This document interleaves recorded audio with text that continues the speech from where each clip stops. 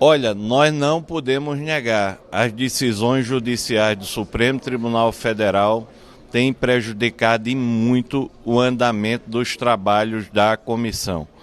Deixar claro, respeitamos as decisões judiciais, mas não concordamos com muitas delas. Vou dar o exemplo de hoje. Leila da Crefisa. Olha, ministro Dino suspendeu uma sessão em bloco. Suspendeu dizendo que não é mais possível realização de sessão em bloco. Deixando claro que era relacionado a quê? Relacionado às quebras de sigilo. CPMI do crime organizado afastou sigilo ontem ou antes de ontem em bloco. Olha, além disso, nós tínhamos convocações. Quais as convocações? De bancos. Senhora Leila da Crefisa disse que não viria a primeira vez porque estava recebendo um troféu ou era um campeonato. CPMI remarcou. Agora, ministro Dino autorizou que ela não viesse na sessão de hoje e ainda proibiu a condução coercitiva, dizendo que ela se enganou em relação ao conteúdo da decisão do ministro Dino. Isso demonstra, estou dando um exemplo apenas, que nós temos dois momentos na CPMI. Quando foi o momento das associações, tivemos muito menos dificuldades em trazer aqui os depoentes. Agora que é o sistema financeiro, há uma blindagem quase intransponível. Hoje era para estar na comissão 2 representantes de bancos. Em relação às associações, estamos falando da ordem de 10 bilhões de reais.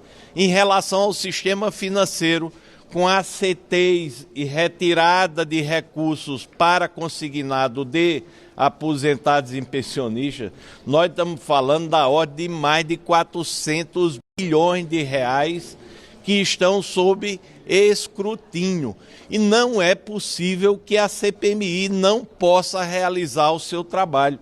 Estão apostando na falta de tempo para que esse pessoal não seja ouvido. Nós estamos aqui em nome dos aposentados e pensionistas para não fazer distinção entre banqueiro e investigado, seja ele quem for.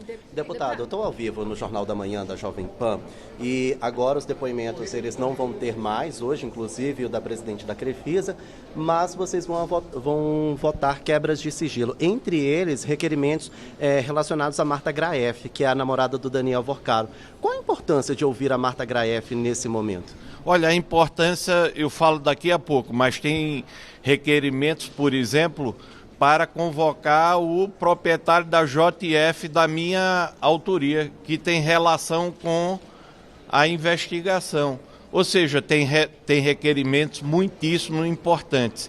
Esse aí que você está me citando, eu nem sabia e estou tomando conhecimento agora. O autor do requerimento, que eu não consigo dizer quem é nesse momento, deve ter feito lá a fundamentação.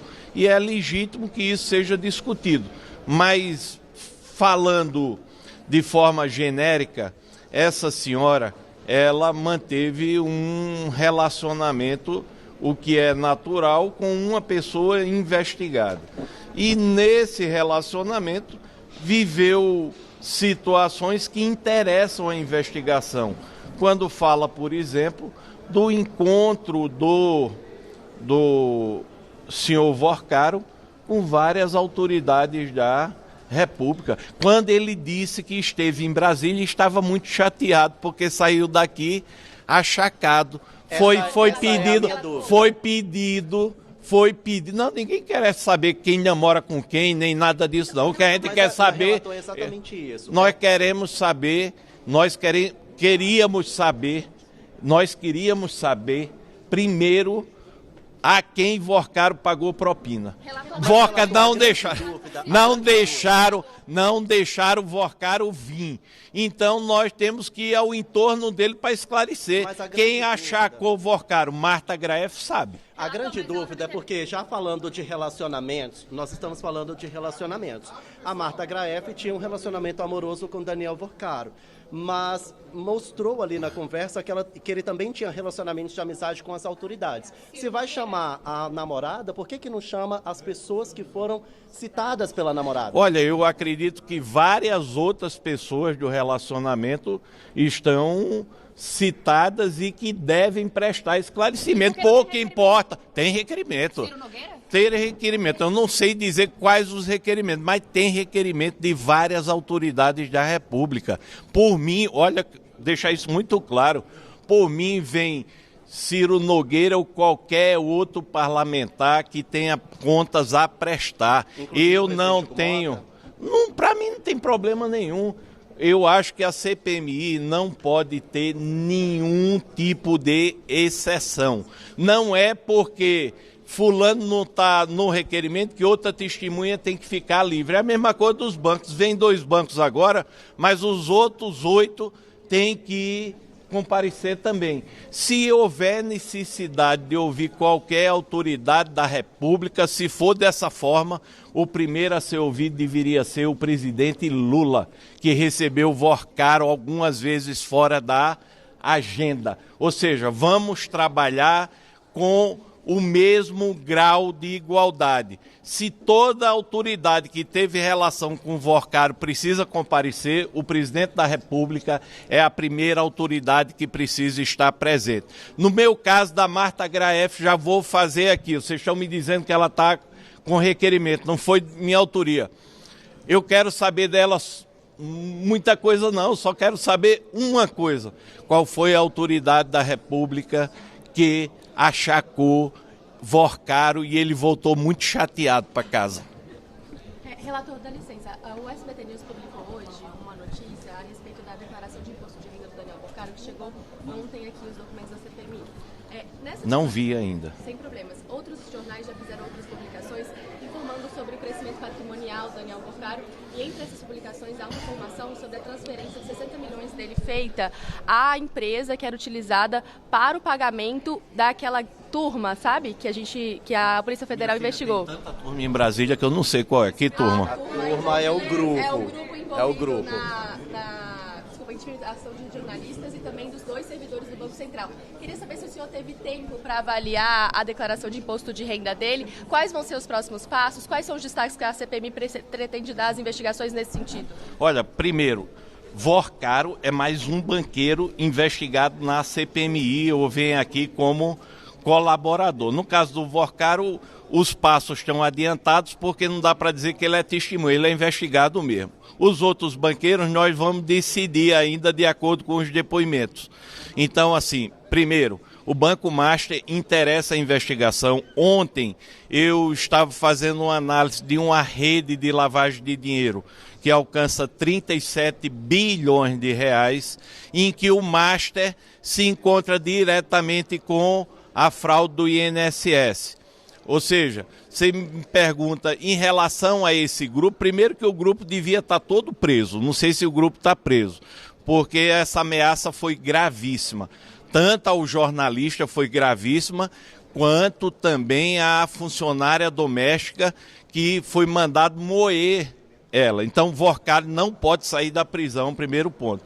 E segundo, que o Vorcaro tem que ser investigado em todos os aspectos e a rede de pagamento de propina, mas estão apostando na ausência de tempo e na não prorrogação da CPMI. O que é que custa um criminoso como o Vorcaro prestar depoimento na CPMI? Tem muita coisa para ser esclarecida. Só uma dúvida, relator, o senhor comentou a respeito dessa rede, o senhor pode dar um pouquinho de detalhamento? Qual é a evolução dessa rede? Olha, nós descobrimos que a rede do Careca colocou 150 milhões de desvio em uma rede maior de lavagem de dinheiro através da ARPAR. É um fundo de investimento? É um fundo de investimento. Nessa rede tem bandidagem para todo gosto. de lavagem de dinheiro, aí se encontra com PCC, se encontra com crime organizado, e nós temos 37 bilhões só numa rede, é uma rede colateral, chegamos a ela. Para minha surpresa, ontem, essa rede se encontra com uma empresa que foi alvo da Operação Coffee Break. Qual é a Operação Coffee Break? É que a ex-nora ou nora do Lula recebeu dinheiro e está lá o Bittar também. Essa empresa está relacionada ao Calil Bittar, ao ex-sócio do filho do presidente Lula. Também. E olha só, tudo nessa rede de 37 bilhões. E aí você traz algumas operações para se encontrar com a operação do INSS. Tem pagamento do macho também a outras pessoas. O que é que eu quero dizer a vocês? Se tivesse CPMI por 5 anos, nós tínhamos uma descoberta a cada dia de uma rede nova de lavagem de dinheiro, crime organizado, que precisava ser combatida. Não temos tempo para isso, mas cada vez que chega um RIF, cada vez que chega um novo dado, aumenta um número de problemas relacionados ao tamanho das organizações criminosas. Ponto. CPMI precisa de algum tempo para terminar de esclarecer fatos gravíssimos. Havendo essa oportunidade de dilação, nós iremos fazer um relatório mais aprofundado. Se conseguirem bloquear esse espaço temporal maior para a CPMI, como desejam muitas forças da República, nós apresentaremos um relatório de acordo com aquilo que temos hoje em evidência. E tem muita gente para ser responsabilizada. Então, eu acho que a gente está fazendo um debate pequeno, porque não conversa, não chama A, B ou C. Nós hoje temos dados que abrangem muita gente importante da República. Obrigada.